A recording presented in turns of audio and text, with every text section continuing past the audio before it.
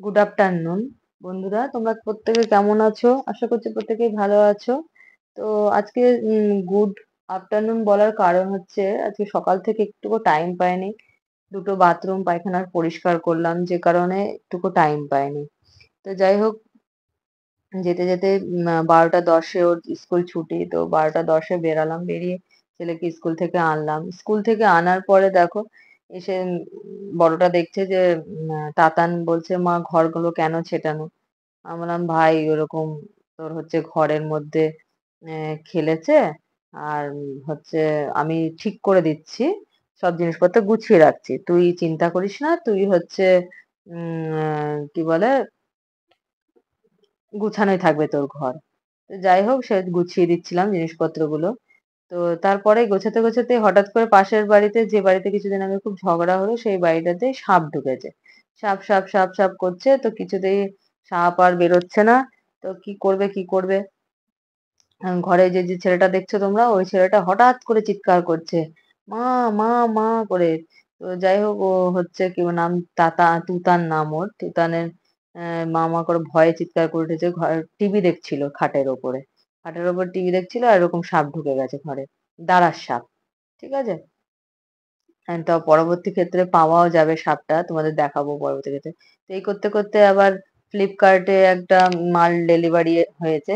তো ফোন করে বললো, দিদি বাইরে দাঁড়িয়ে আছে, আসুন। তো আমি গেলাম আনতে, আনার পরে তো এই ফ্লিপকার্টের একটা বাজে প্রসেসিংটা হচ্ছে, ওরা যে মালই দিক না কেন সব খুলে ফুলে ফেলবে।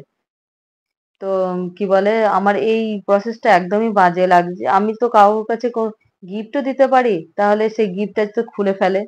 সেই কারণে আমার একদমই অপছন্দ। এর আগেও দুটো তিনটে জিনিস নেওয়া হয়েছে, কিন্তু গিফট গুলো হচ্ছে কাউকে দেওয়া যায় না, সব খুলে ফেলে। তো দেখো, এ দেখো একটা চুড়িদারের 3 পিস। তো সামনে ধরো পুজো আসছে, সেই কারণেই কেনা। কিন্তু বন্ধুরা, এটা আমার নয়, এটা হচ্ছে আমার দিদির। ও যেহেতু স্কুলে চলে যায় সকাল 8টার সময়, সেই কারণে ওই মালটা তো ডেলিভারি রিসিভ করতে পারবে না, যে কারণে আমাকে রিসিভ করতে হচ্ছে। তো যাই হোক, এরকম অনেক রকম বিভিন্ন রকম প্রসেস, আবার ওটিপি আসছে, আবার বলে ফোনটা নিয়ে আসবেন, একটা ওটিপি আসবে, আবার ফোন নাম্বারের আবার লাস্টের 4টে নাম্বার বলতে হয়।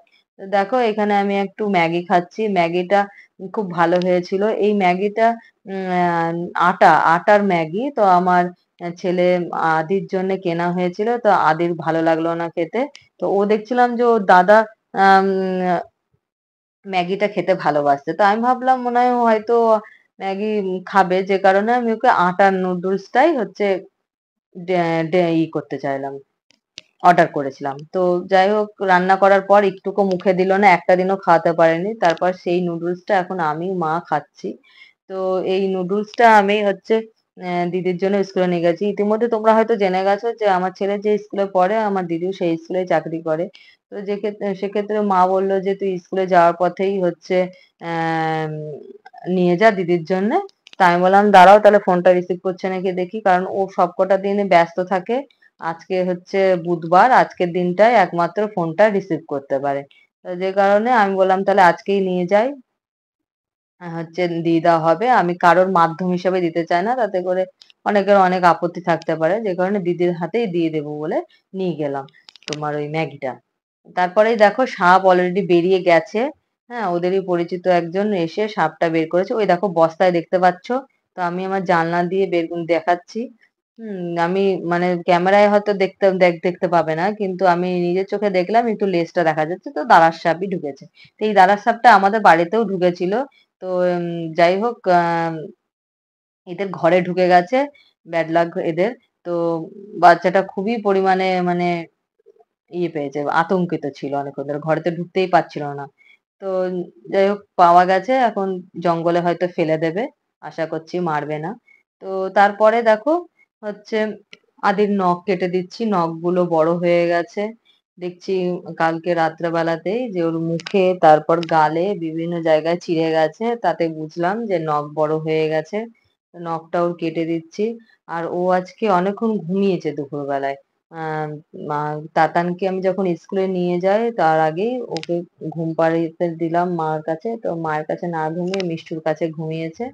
তো তো মিষ্টু কিছুক্ষণ আগেই দিয়ে গেল নখ কাটার আগে। তো এখানে বেশ সুন্দর শুয়ে শুয়ে নখ কাটছে। তো আজকে আবার না ওর শরীরটা না ভালো নাই, 3 বার পটি করেছে। হুম। আবার দাঁত উঠছে জানো তো, বিকেল বেলায় খাওয়াতে গেছি, দেখছি কি একটা দাঁত উঠছে। সাইডের একটা মাড়ির দাঁত উঠছে। এই কারণে বুঝতে পারলাম এত পায়খানা করছে। তো যাই হোক 3 বার পায়খানা হয়ে গেছে, কালকে একবারই করেছিল, তার আগের দিন 4 বার করেছে পায়খানা। তো পায়খানার একটা ওষুধ আছে ওটু, ওটু হচ্ছে খেতে চায় না, খুব বাজে ওষুধটা, মনে হয় খেতে একদম খেতে চায় না। ওকে যদি দুবেলা ওটু খাওয়ানো যায় তাহলে কিন্তু ওর পায়খানাটা টাইট হয়ে যায়, কিন্তু ও ওষুধ খাবেই না, শুধু জ্বরের ওষুধটা খাবে আর হচ্ছে বমির ওষুধটা খাবে, আর এমনি পটির ওষুধটা একদমই খেতে চায় না। তা আমি বললাম তুই ওষুধ খাবি না, তুই নিজেও কষ্ট পাচ্ছিস, আমাদেরকেও তো বারবার পটি পরিষ্কার করতে হচ্ছে, কিন্তু তবুও কিছুতেই ওষুধ খাবে না। তা ভাবছি আমি, কদিন ধরেই ভাবছি যে ওকে একটু হোমিওপ্যাথি খাওয়াবো পটির জন্য, কারণ এই দাঁত ওঠা মানেই ও পটি করবে, আরো কত দাঁত উঠবে, টোটাল তো 10-10-20টা দাঁত উঠবেই। যে কারণে ওকে আমি ভাবছি যে হোমিওপ্যাথি ওষুধই খাওয়াবো, হোমিওপ্যাথি ওষুধটা চিনির দানার মতন করে খেয়ে নেবে। তা তোমার হচ্ছে ওর দাদারও এরকম পটি হতো, ও দাদাকেও ওষুধ খাওয়াতাম, ওটু খেতে ওর দাদার কোনো অসুবিধা ছিল না, কিন্তু এই পুচকিটাই যত হচ্ছে ওষুধ খেতে গিয়ে এরকম করে। তো দেখো ওই যে যে জামা চুড়িদারটা, 3 পিস চুড়িদারটা রিসিভ করলাম, সেই চুড়িদারটা তোমাদের দেখো তো কেমন লাগছে। আহ, ও দিদি তো চয়েস করেইছে। চুড়িদারটার দাম কিন্তু লেখা ছিল 3,999 টাকা, কিন্তু ও অনলাইন পেমেন্ট করেছে 1500 টাকা। তো দেখে বলবে যে কেমন লাগছে চুড়িদারটা। তো আমি তোমাদের দেখালাম। তো বন্ধুরা, ভিডিওগুলো কেমন লাগছে একটু জানাবে। তোমাদের জন্য ভিডিওগুলো বানাচ্ছি এবং আগামী দিনে আরো সুন্দর সুন্দর ভিডিও বানাবো। এখানেই ব্লগটা শেষ করছি। তোমরা লাইক শেয়ার কমেন্ট করো। টাটা।